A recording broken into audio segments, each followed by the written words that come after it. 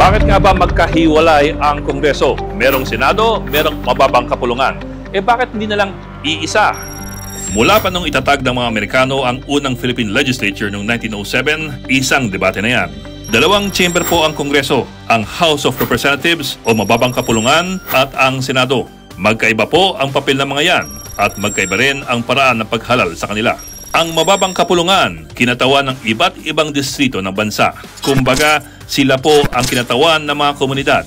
Sa 1987 Constitution, ang bawat congressional district merong hindi bababa sa 250,000 na populasyon. Sila-sila ang mamimili ng kanilang congressman na magiging kinatawan nila sa Kongreso. Kumbaga, mas lokal ang kanilang interes. Ang mga senador naman, hinahalal ng lahat ng mga botante.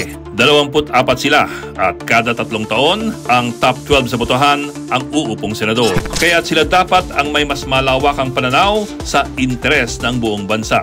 Pareho naman sila mga mambabatas, pero meron din mga pagkakaiba sa kanilang mga tungkulin.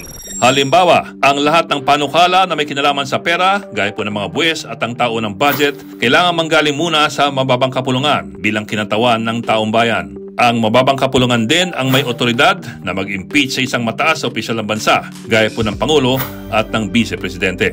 Kung sa mababang kapulungan ng impeachment, ang mismong impeachment trial ay nangyayari naman sa Senado. Ang mga senador ang tumatayong hurado sa anumang impeachment complaint.